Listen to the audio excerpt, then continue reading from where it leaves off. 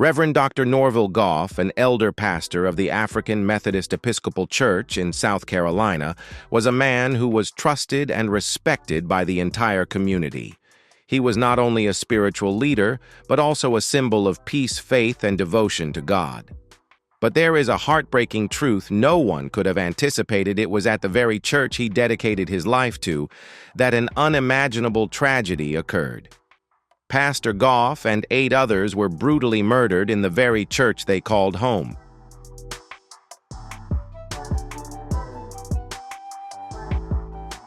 When you think of a pastor, you envision peace, a solid sense of purpose, and a life dedicated to faith. But there are heartbreaking and shocking stories of black pastors who ended their lives in ways no one could have imagined. These cases not only shook the congregations, but left the entire community in stunned disbelief, asking what really happened. Leave a 1 in the comments if you sympathize with these legends, or a 0 if you have a different opinion. Don't forget to like, subscribe, and turn on the notification bell, because these stories are not just music. They are history, inspiration, and proof of an era where great voices never truly disappeared. They are just waiting to be remembered. Let's dive into this shocking story in today's video.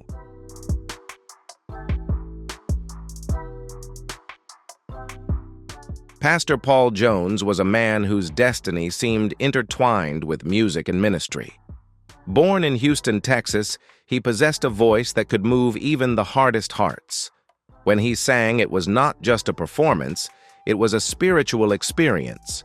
His voice rose with deep faith, gentle nuances, and soared with a power that made the congregation tremble.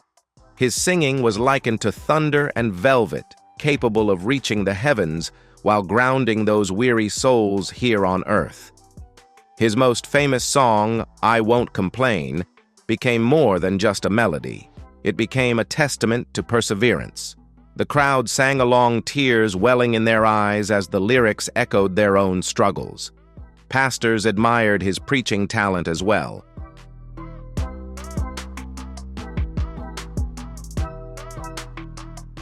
Musicians respected his talent, and fans believed that he was just beginning his career with the potential to redefine the gospel for a new generation.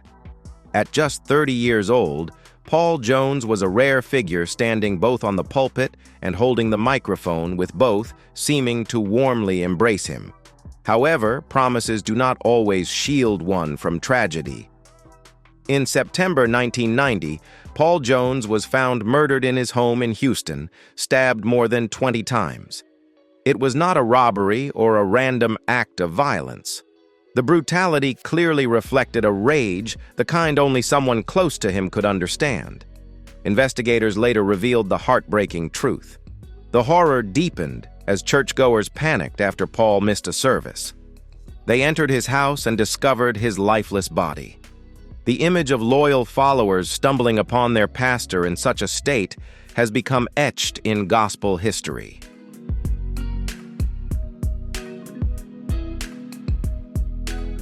For many, it was unimaginable. A man who had sung of faith in God, who had brought hope through every note sung in his own church, was gone. His death left the entire gospel world in shock. It was not only the loss of talent, it was the loss of innocence. Fans wondered how a pastor, a shepherd of souls, could be so brutally betrayed. His story forced many to face the uncomfortable truths about human frailty, envy, and anger. For the congregation, his family, and the broader community, the pain lingered long after the funeral. The grief did not stop at his family, it spread throughout the community where Paul had given his all. Though he was gone, the legacy he left behind did not fade. It continued to live on in the hearts of many.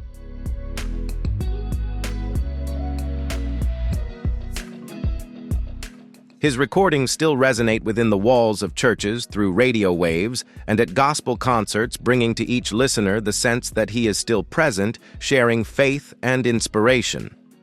"I Won't Complain" is not merely a hymn of resilience. It is a song of remembrance, carrying deep weight and meaning in every note.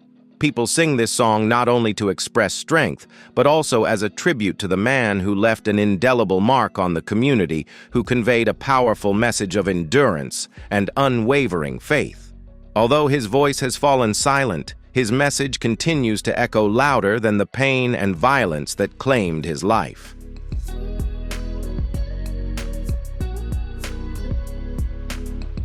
For over 3 decades, the story of Paul Jones has continued to spread, reminding us of the fragility of life, the painful truth that tomorrow is never guaranteed, and that every moment we have is precious.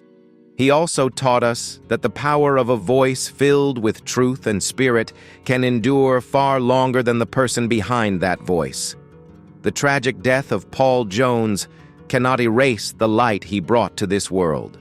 And in every church, every prayer, every choir singing his songs, the spirit of Paul Jones continues to spread, continuing to illuminate the path he paved and nurture the souls searching for light and perseverance in life.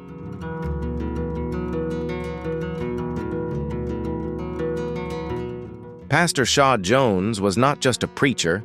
He was a powerhouse of gospel energy, his presence illuminating every stage he graced. Born and raised in Alabama, he carried the charm of the South with a voice that blended classic gospel tones with the fiery passion of youth. People described his voice as anointed, yet full of life and ethereal sound that could transport you back to the roots of church revival, while also sparking excitement for something entirely fresh. In his early 30s, Shawn became the lead vocalist of Shaw Jones, and the Believers, a band that quickly earned recognition across Southern churches. Their music wasn't polished in a commercial sense. Rather, it thrived on raw passion harmony and Shawn's powerful delivery, where every note felt as though it was his last.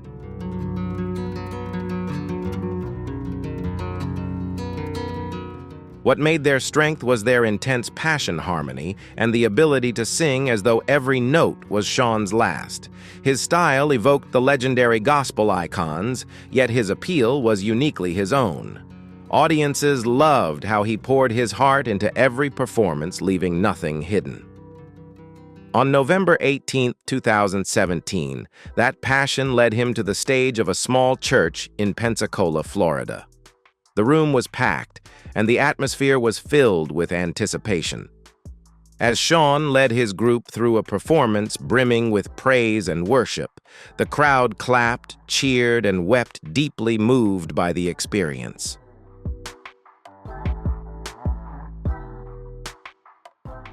Supporters say he sang to honor himself, a comforting thought that soothes the pain, but it cannot erase the heartbreak of losing such a bright life so suddenly. The tragedy is further weighed down by what could have been. Shaw Jones was just entering the peak of his career. He possessed the talent to take him to the heights of the national gospel music scene, filling stages and recording albums that inspired generations. But then his journey ended in a small church, leaving the audience in stunned silence. His band, the Believers, lost their leader, and fans lost the voice they believed could usher in a new era for gospel. At his funeral, hundreds gathered to pay their respects, and tributes from across the gospel world poured in.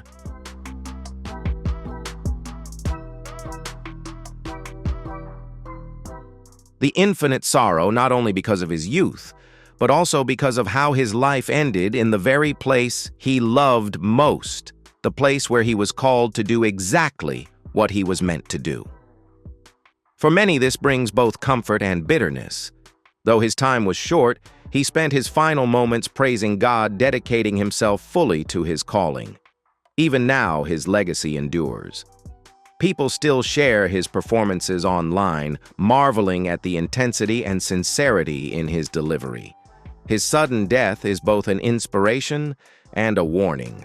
Life is fragile, and even the most passionate among us cannot be certain of tomorrow. Pastor Shaw Jones may have been only 32, but in those few years he left an indelible mark, proving that sometimes a voice doesn't need to echo for long to become unforgettable.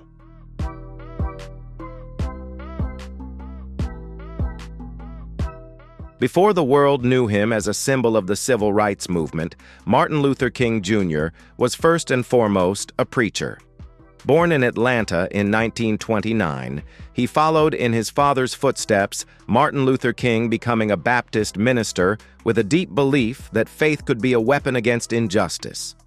From the pulpit of Ebenezer Baptist Church, King delivered sermons that were both theological and prophetic, his words igniting a flame in congregations that would later spread across the United States.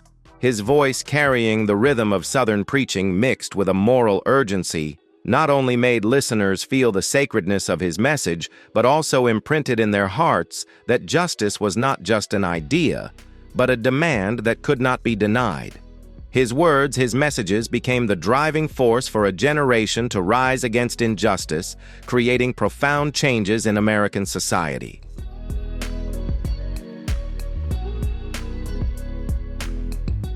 He used biblical imagery to demand civil rights, turning passages about justice into calls for freedom.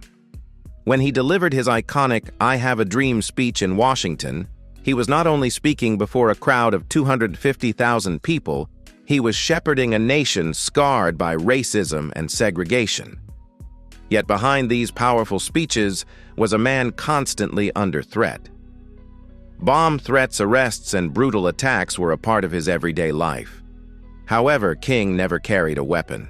He believed his mission was to fight hatred with non-violence, even as his enemies sharpened their knives and loaded their guns. His faith told him that peace was not just a platitude, it was a way of life, even if it meant sacrificing his own safety.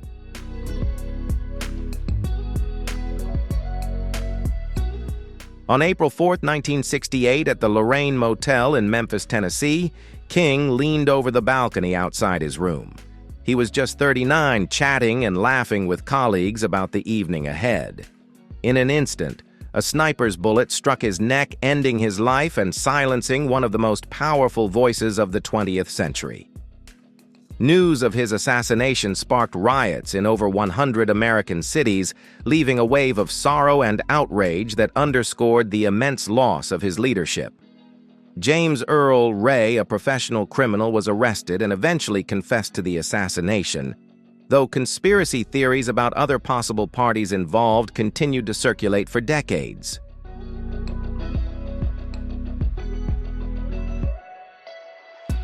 One thing is certain, the image of Pastor King's lifeless body, lying on the balcony with friends pointing toward the shooter, remains one of the most haunting photographs in American memory.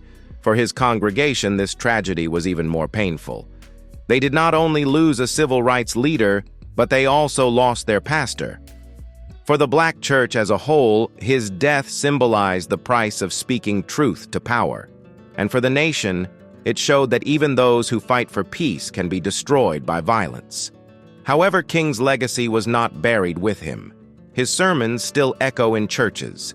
His speeches are studied in schools, and his philosophy of nonviolent resistance continues to inspire justice movements around the world.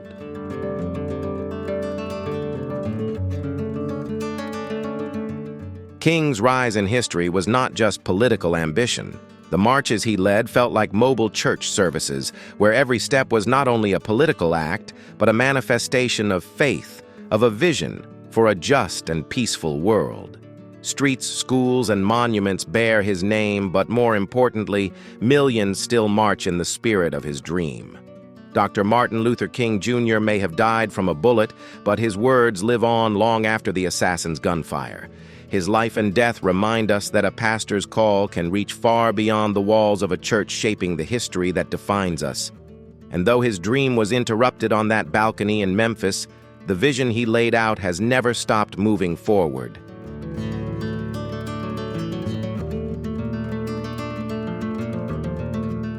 Pastor Clementa Carlos Pinckney was a man whose life embodied both spiritual devotion and civic responsibility. Born on July 30, 1973, in Beaufort, South Carolina, he seemed destined for a leadership role from a young age. By the time he was 18, he had been licensed to preach, and shortly thereafter he became the youngest African-American bishop in his state. His faith was always intertwined with a strong sense of duty. For Pinckney, being a pastor was not only about shepherding a congregation, but also about striving to uplift the community through justice and equality. His pastoral career led him to the pulpit of the Emmanuel African Methodist Episcopal Church in Charleston, one of the oldest black churches in the South, a place rich in history tied to both worship and resistance.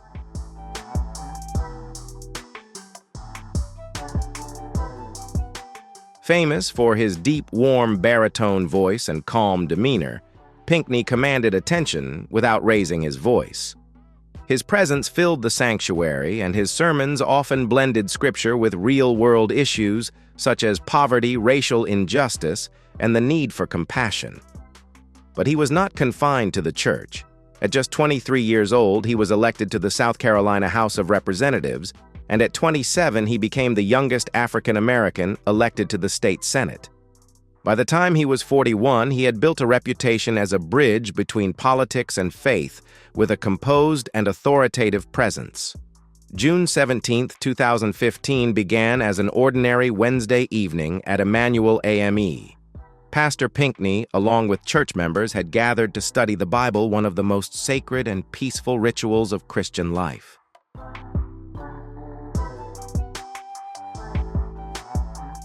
Among the group was a young white man, Dylan Roof, who sat with them for nearly an hour, reading the Bible and praying together. No one could have imagined the darkness he carried within him. After closing the Bible, Roof pulled out a gun and opened fire. In just a few minutes, the sanctuary became a scene of unimaginable horror.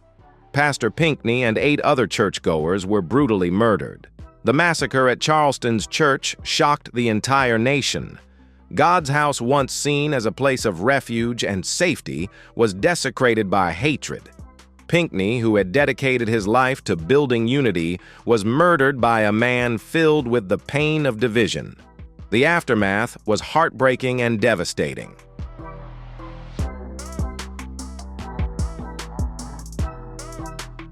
Prayer services were held across South Carolina, and images of grieving families filled television screens. President Barack Obama attended the funeral and delivered a poignant eulogy, even singing the hymn Amazing Grace before thousands. The massacre reignited debates about gun violence, racism, and the Confederate flag, which still flew atop the South Carolina State House at the time. A few weeks later, the flag was finally taken down, a symbolic act driven by the sacrifice of so many lives in Charleston. For his congregation, losing Pinckney meant more than just losing a pastor. It was the loss of a teacher, a friend, and a voice of reason.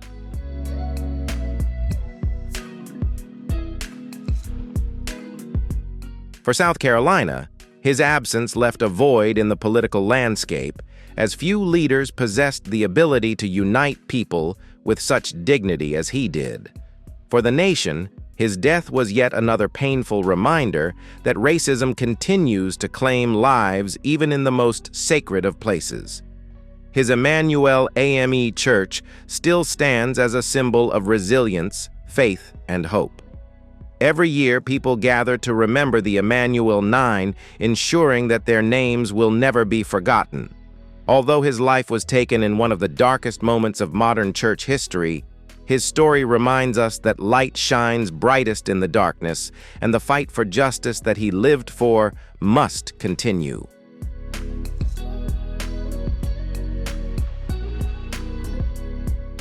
The name of Pastor James Cleveland is etched in history as the king of gospel music. Born on December 5, 1931 in Chicago, Illinois, he grew up in a city where black churches were not only places of worship, but also cultural and social anchors. From a young age, Cleveland's raspy voice set him apart, and rather than seeing it as a weakness, he turned it into his greatest strength. That commanding tone, combined with a natural rhythm and deep faith, ultimately brought gospel music into the mainstream. Cleveland began his career with the legendary gospel group The Caravans, alongside Albertina Walker. His unique presentation style, which blended preaching and singing quickly, made him unforgettable.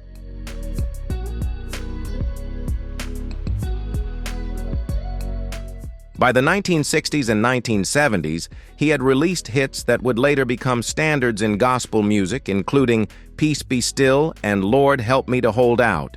With every performance, he brought gospel music closer to the public, blending traditional church sounds with modern arrangements. He didn't just sing songs. He built choirs, nurtured young talent, and created an empire of gospel music that shaped worship sound for decades. His legacy was also institutional.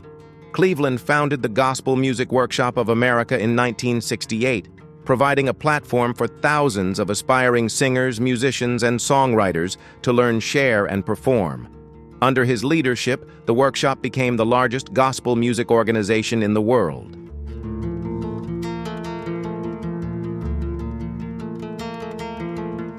For countless artists, it became a stepping stone to bringing the gospel to audiences worldwide. But behind the glamour, Cleveland's health was deteriorating. Years of obesity had overworked his heart, leading to a series of medical complications. By the late 1980s, rumors began to spread about his declining health, and the once invincible giant seemed to be visibly weakening. He continued to perform and minister, but those closest to him noticed his body was struggling with pain that his voice could no longer conceal. On February 9, 1991, Pastor James Cleveland passed away in Culver City, California at the age of 59. The official cause of death was heart failure. However, it was clear that years of battling illness had taken a toll on him.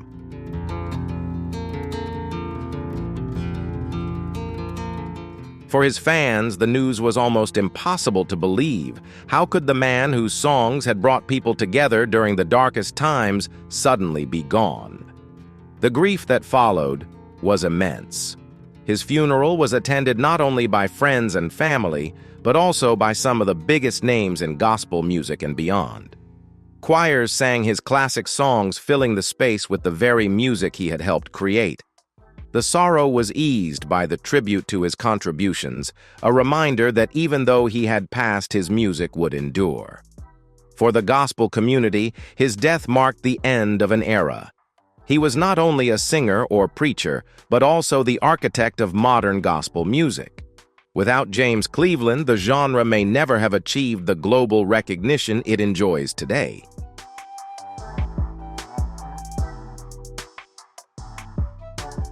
He left behind not only his recordings, but also choirs, workshops, and a network designed to sustain the growth of gospel for future generations. Even decades later, his songs continue to resonate in sacred spaces worldwide. Choirs still sing Peace Be Still, and congregations still cling to the hope of perseverance found in the Savior. Pastor James Cleveland's story is both inspiring and thought-provoking. He built a worship empire, uplifting millions with his unforgettable raspy voice, only to face the same health struggles many others endure. In his life, he taught people how to praise. In his final moments, he reminded them that even kings cannot escape death, but their legacy can.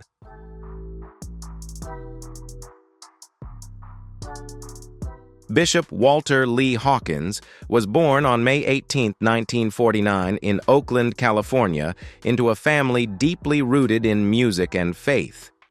From a young age, he absorbed the rhythms of the gospel, surrounded by songs echoing throughout the black churches in the Bay Area. His brother Edwin Hawkins would one day make waves around the world with the album Oh Happy Day. However, Walter carved out a unique place in the history of gospel music. While Edwin carried the banner of success for crossover music, Walter brought something equally valuable: genuineness and a pastoral presence that deeply touched the hearts of many. Hawkins rose to prominence in the 1970s, not only as Edwin's younger brother, but also as a true leader in his own right.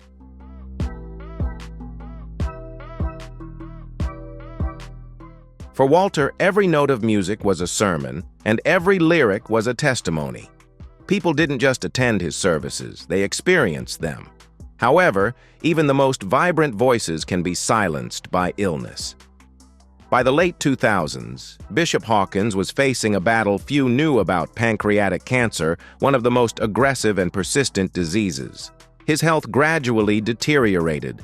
Those closest to him noticed the significant decline, but he remained steadfast in his ministry, determined to serve as long as he could. On July 11, 2010, at the age of 61, Bishop Walter Hawkins passed away at his home in Ripon, California. The news spread quickly through the gospel community. Many found it hard to believe that the gentle, soaring voice behind the album Be Grateful had been extinguished.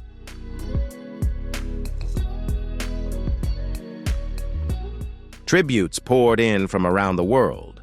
Gospel artists like Yolanda Adams and Donnie McClurkin praised him as a trailblazer who reshaped the sound of worship music. Choirs across the nation held memorial services, filling churches with the very songs he had written. His funeral was not just a farewell, it was a concert filled with praise and gratitude for the life he lived and sorrow for his short time with us. Bishop Hawkins's death highlighted the devastating speed of pancreatic cancer. Often diagnosed late, this disease leaves little time for recovery, and his passing became a poignant reminder of the fragility of life. Yet it also showcased his resilience. Even in illness, Hawkins never gave up on his mission.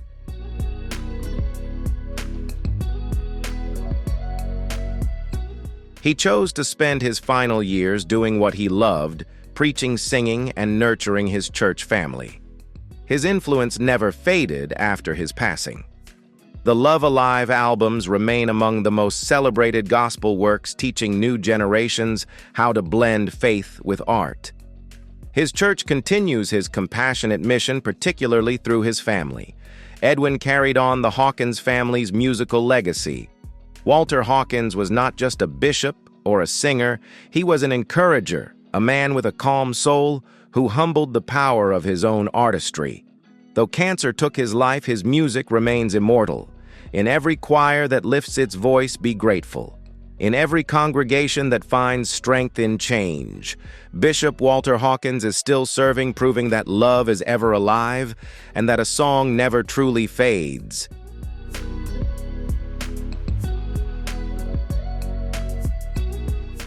Bishop Eddie Lee Long was one of the most recognized pastors in the United States. He had a ministry that attracted tens of thousands and influenced far beyond the walls of his church. Born on May 12, 1953 in Charlotte, North Carolina, he rose from humble beginnings to become the senior pastor of New Birth Missionary Baptist Church in Lithonia, Georgia. Under his leadership, the congregation exploded from a few hundred members in the late 1980s to over 25,000 at its peak, making it one of the largest churches in the United States. Long was a master of the pulpit. His sermons were passionate, fervent, and delivered with the confidence of a man who believed he was chosen for greatness. If you want to learn more about the impressive life and career of Bishop Eddie Lee Long, leave a 1 in the comments if you admire his dedication to the community and his profound influence. Don't forget to like, share, and subscribe to the channel to explore more captivating stories about other prominent religious leaders in our next video.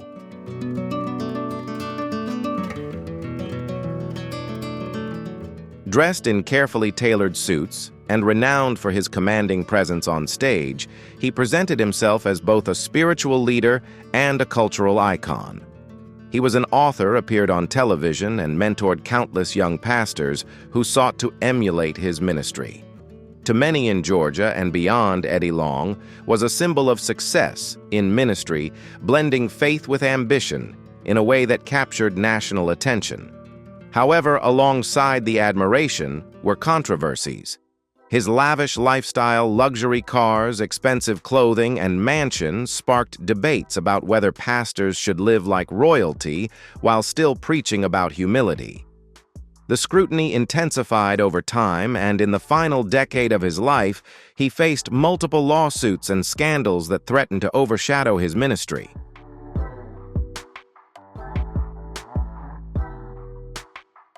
However, despite the storms of criticism, he maintained his position at New Birth, continuing to preach to the thousands who still regarded him as their shepherd. Then, in 2016, his congregation noticed something startling. Bishop Long, once broad-shouldered and muscular, now appeared significantly thinner. Photos showing his emaciated frame spread online, sparking rumors about his health. Long himself addressed these speculations, claiming that his weight loss was due to a new diet plan, reassuring everyone that he was recovering and that God was restoring him. However, behind those brave words, his body told a different story. By early 2017, the truth could no longer be hidden. Bishop Eddie Long was in critical condition due to the vicious cancer.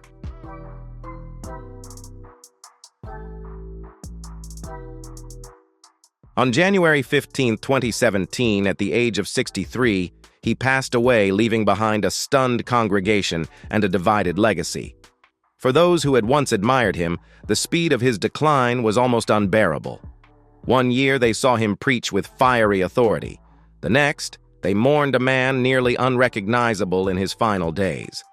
News of his death spread across the nation.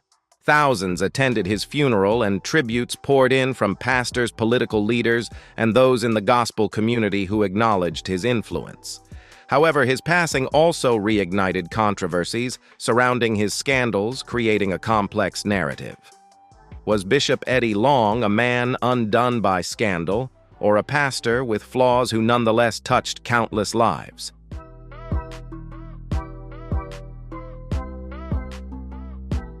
There is no denying the immense influence he had.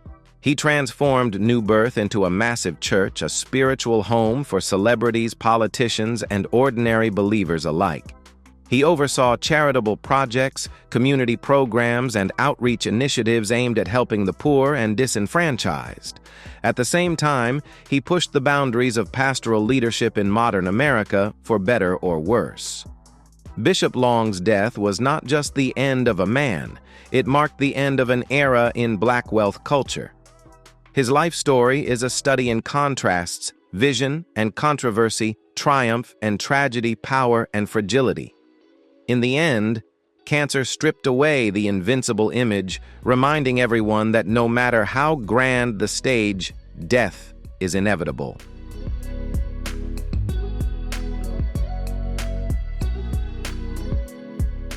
Pastor Clarence Leavone. Franklin, widely known as C.L. Franklin, was not just a preacher. He was a cultural force. Born on January 22, 1915, in Sunflower County, Mississippi, Franklin rose from humble beginnings to become one of the most famous preachers of the 20th century. With his warm baritone voice, rhythmic delivery, and persuasive power, he was dubbed the $1,000,000 Voice. His sermons were so captivating that they were recorded, sold as albums, and broadcasted on the radio, turning preaching into an art form that transcended the walls of the church. Franklin's ministry began at New Bethel Baptist Church in Detroit, where he served as pastor for many decades. His sermons often combined theology with calls for social justice, closely aligning with the civil rights movement.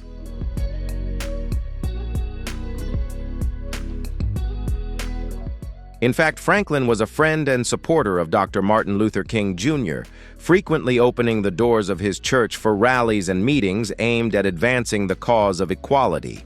His platform was not limited to preaching alone. He also advocated for voting rights, economic fairness, and empowerment for the community. But Franklin was also a lover of music. His passion for gospel and hymns deeply influenced his family, shaping the environment in which his daughter Aretha Franklin, the future Queen of Soul, grew up. It was within the pews of New Bethel that Aretha honed her voice, inspired by her father's powerful sermons and the music that filled the church. In many ways, his influence reached far beyond the pulpit. His legacy became a part of American music history. However, greatness could not shield him from tragedy.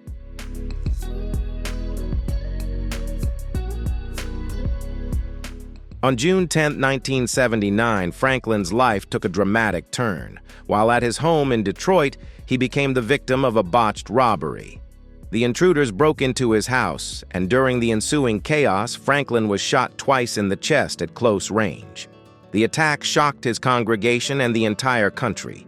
Despite the grave injuries, he survived, but his wounds were severe. He never fully recovered. Instead of returning to the pulpit, Franklin fell into a coma that lasted nearly 5 years. His once commanding voice, which had inspired thousands, was now silenced. His home became a vigil where his family, including Aretha, cared for him, holding on to the hope that one day he would wake up. But that miracle never came.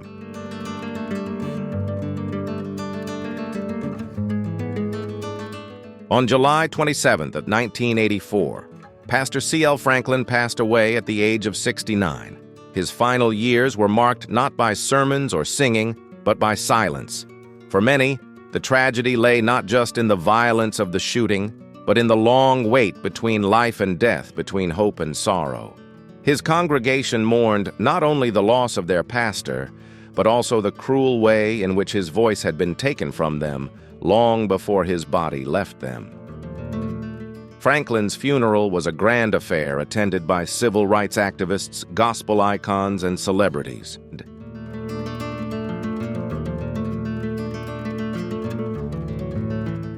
His daughter Aretha sang in tribute, and the service was both a farewell and a celebration of a man whose influence would never fade.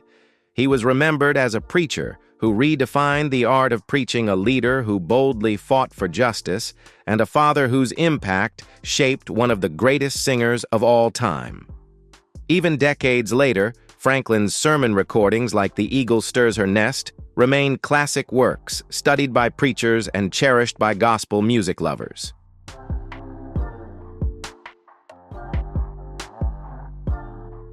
His resonant voice, preserved on vinyl records and tapes, continues to inspire, proving that while violence may have ended his earthly mission, it could not destroy his legacy. The life of Pastor C.L. Franklin is a reminder of both the immense impact and the depth of vulnerability. He was a man whose voice uplifted a community, whose family nurtured legends, and whose tragic end exposed the fragility even of the strongest among us. Though silenced by violence, his words still echo as a testament to the power of faith music and resilience.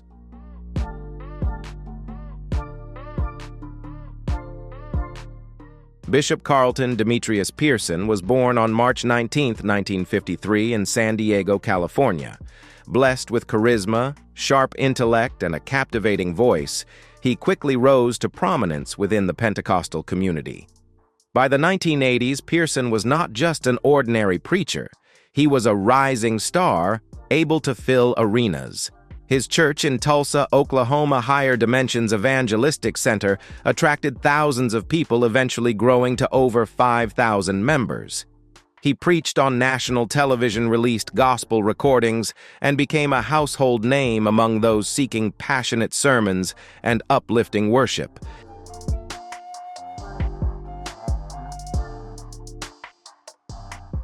Pearson had a style that could draw in both seasoned saints and newcomers to the faith. His preaching combined traditional Pentecostal fire with a touch of sophistication, making him relatable to audiences from all walks of life. He was mentored by figures like Oral Roberts and often shared the stage with other famous televangelists, building a foundation that made him one of the most influential black pastors of his generation. At the peak of his career, he seemed unstoppable. But by the early 2000s, everything changed. Pearson began preaching what he called the gospel of inclusion, a radical reinterpretation of Christian doctrine that rejected the traditional concept of hell.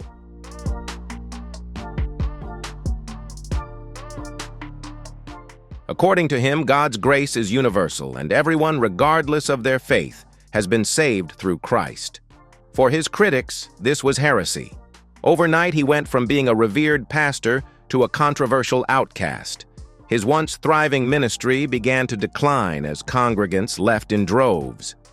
Colleagues distanced themselves, television programs vanished, and funding dried up.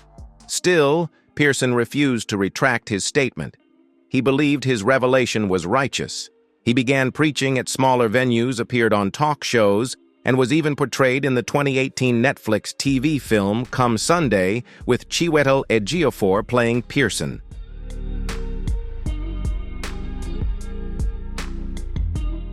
The film introduced his struggle to a new generation, highlighting both his courage and the steep price he paid for defying orthodoxy. Yet even as the public debate surrounding him simmered, another battle began, this time within his own body. In 2023, Pearson revealed that he had been diagnosed with cancer. He fought bravely, maintaining an optimistic spirit in front of the public while silently enduring the pain of his illness. Friends and fans remember how he tried to comfort them, even as he himself was suffering. But the cancer persisted, and his health steadily declined.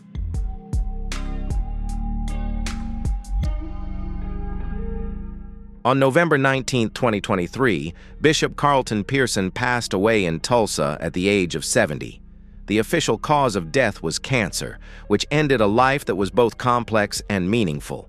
For many, his death brought mixed emotions. Some mourned the loss of a pioneering preacher who once filled stadiums with hope and faith. Others reflected on the controversies that defined the later years of his life. But nearly everyone agreed that Pearson's story was unforgettable.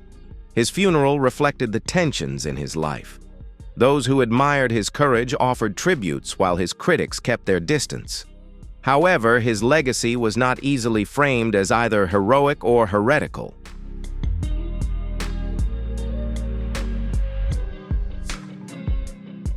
He left behind a reminder of the risks involved in challenging tradition and the resilience required to maintain one's personal faith.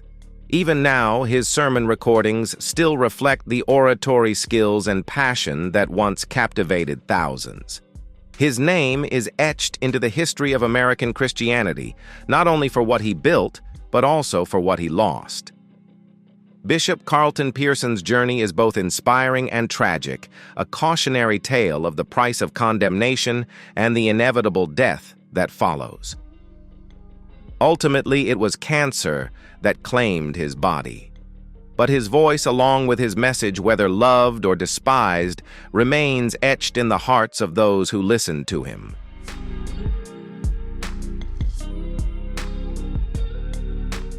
Bishop Rance Allen was born on November 19, 1948 in Monroe, Michigan, into a humble family where faith was always a top priority and the center of family life. From his teenage years, he displayed something truly special and extraordinary, revealing a unique singing voice unlike anything found in gospel music at the time. His voice was not only powerful, but also incredibly diverse and flexible, able to soar into mesmerizing high falsetto notes, combined with deep, strong growls, creating emotionally rich and captivating musical passages. Thanks to these qualities, his music made audiences not just listen, but experience something miraculous, an almost unreal sound that deeply enchanted and impressed listeners.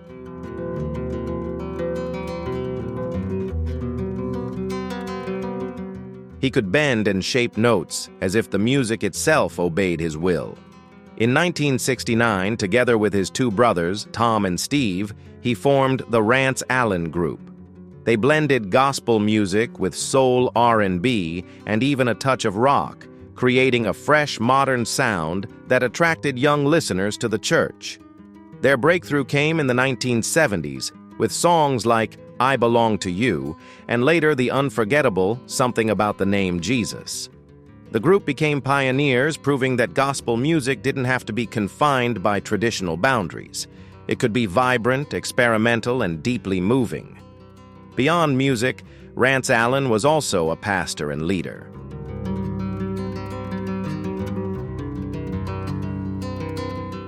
Eventually, he became a bishop in the Church of God in Christ, overseeing congregations and mentoring younger pastors. Despite his fame, he remained approachable, known for his warmth and laughter.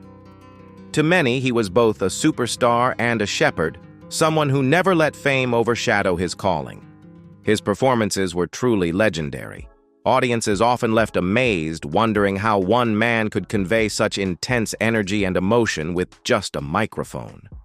Even in his later years, Allen's voice remained strong, defying age in a way that made fans believe he would sing forever. But on October 31, 2020, tragedy struck.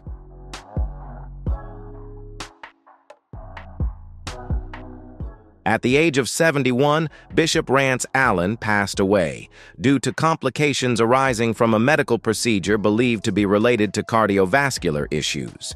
For a man whose life was full of energy and vibrant spirit, this news was hard to accept. Fans who had witnessed his performances just months prior faced a difficult time coming to terms with his sudden departure.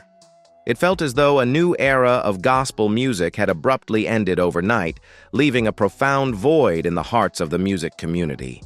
The gospel world was engulfed in pain and deep sorrow.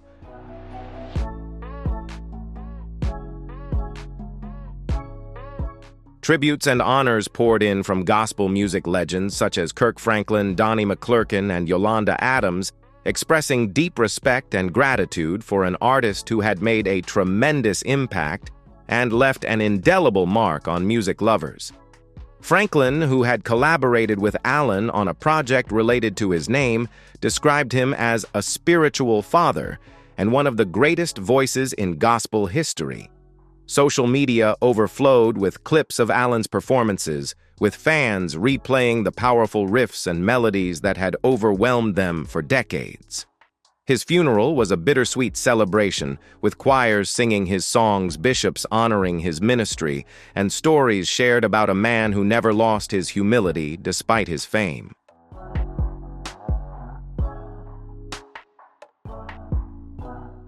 For many, the most memorable moment was the replaying of Something About the Name Jesus, as Allen's unmistakable voice rang out one last time, filling hearts with both sorrow and gratitude. His death was a reminder that even the strongest voices can be fragile. He seemed invincible, a man with vocal cords as resilient as steel, yet a single medical complication was enough to silence him. His passing highlighted a universal truth: no matter how talented, no one escapes death. But his legacy continues to shine. The music of the Rance Allen Group endures through time, influencing generations of gospel and R&B singers. Younger artists still study his vocal techniques, often struggling to replicate the unique sound that was his signature.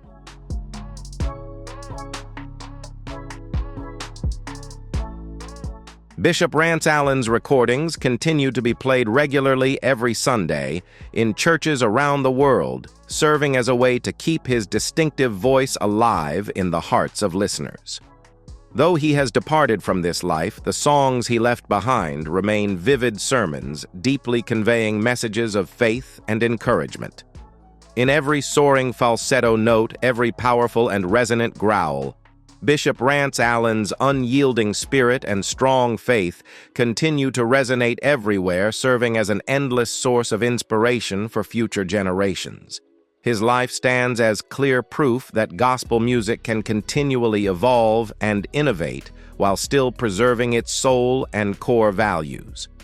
And although his death came suddenly, the profound and lasting impact of the musical gift he shared will never fade or be erased over time.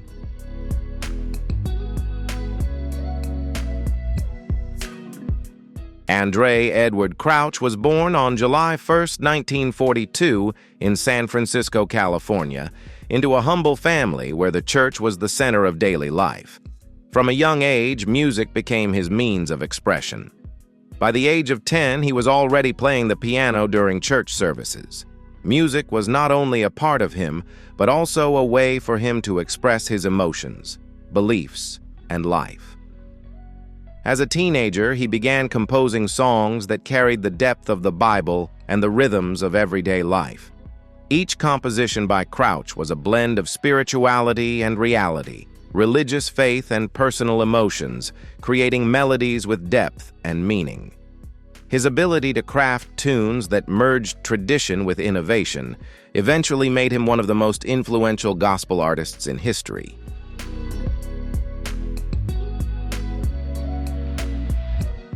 In the late 1960s, Crouch formed Andre Crouch and the Disciples, a band that redefined the sound of gospel music. Their music was not only bold, but also highly creative, blending contemporary rhythms, layered harmonies, and using instruments rarely seen in traditional gospel music. His compositions expanded the boundaries of this genre, pushing it beyond old stereotypes and bringing a fresh new wave, attracting not only gospel music fans, but also global music lovers. It was this innovation that helped him solidify his name and become one of the leading gospel artists with a widespread influence worldwide.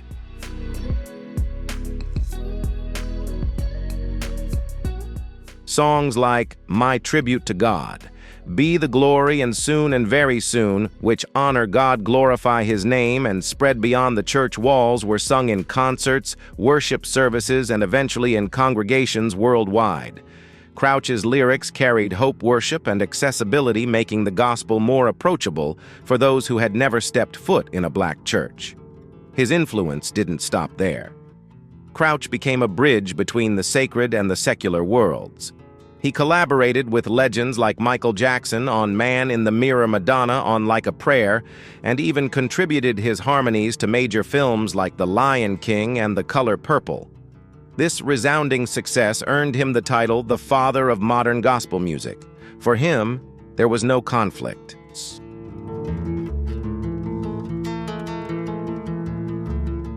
His mission was always to spread God's message, whether through contemporary music or traditional platforms. But despite his seemingly limitless creativity, his body was quietly fighting its own battles. Over the years, Crouch faced health struggles, including cancer, diabetes, and other complications.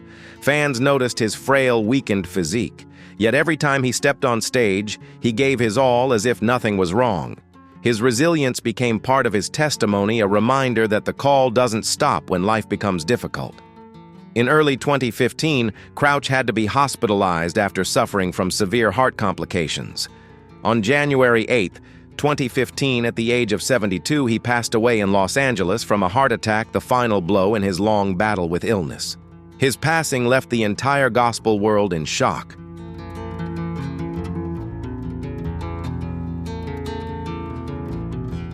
Although Andraé Crouch's health struggles were no secret throughout the years of battling illness, many still hoped he would overcome and continue to compose songs that would leave a lasting impact on global music.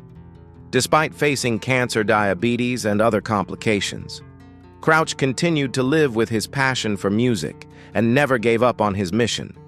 His resilience and passion became a great source of inspiration for others, affirming that even in the face of unavoidable difficulties, we can rise and achieve greatness. This loss was not limited to the gospel music community, but extended worldwide as his music not only touched the hearts of believers, but also reached music lovers from all corners of the globe.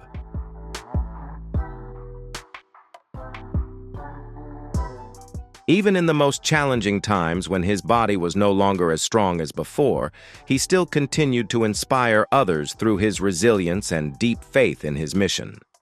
He was not just an artist. He was a visionary who dared to take gospel music beyond its traditional limits, reaching those who had never known gospel music.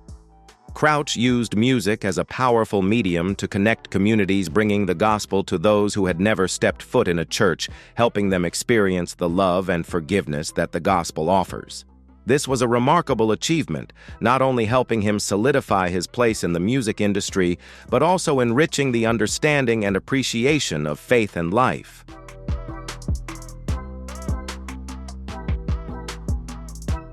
His funeral was a grand event, not only for those within the gospel music community, but also attracting artists, filmmakers, and global celebrities.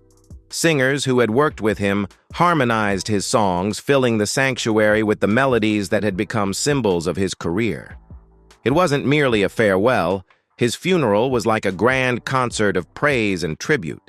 It resembled a send-off that Crouch himself might have orchestrated, with his music playing once again, ensuring that it lives on in the hearts of many. His songs were not only sung in churches, but also in schools, concerts, and events around the world, continuing to inspire, bring faith, and offer hope for generations to come. Though Crouch may have passed, his music remains shining brightly and forming an eternal legacy.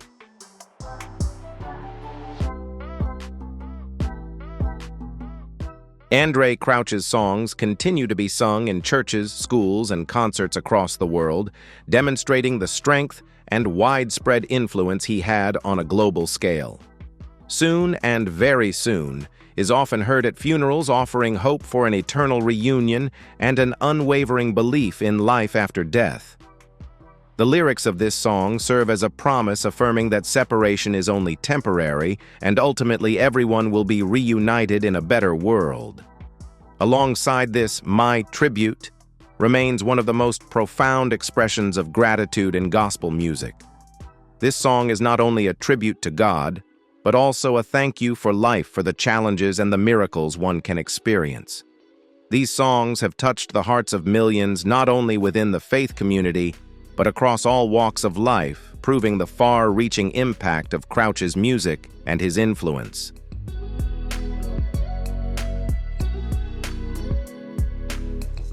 Andraé Crouch's life was not just the story of a talented artist, but of a visionary who dared to advance gospel music without losing its soul.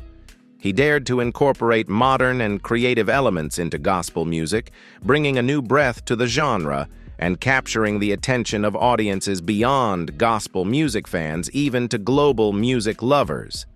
Even though Andraé Crouch has passed, his music continues to resonate with those he inspired.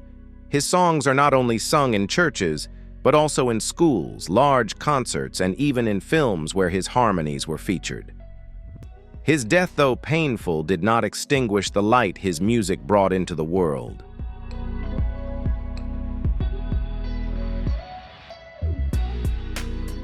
At the end of this video, we not only look back on the life and career of Andraé Crouch, but also recognize the profound influence of other legends in gospel music and global music.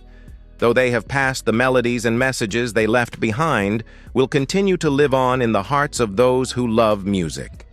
Now, I'd love to hear your thoughts. What do you think about the blend of gospel music and modern elements in the music of these legends? Don't forget to leave a comment with a 1 if you believe we have a responsibility to their legacy, or a 0 if you think the past is just meant to be remembered. And of course, don't forget to like, share, and hit the subscribe button so you won't miss any of the exciting videos to come. Thanks for watching.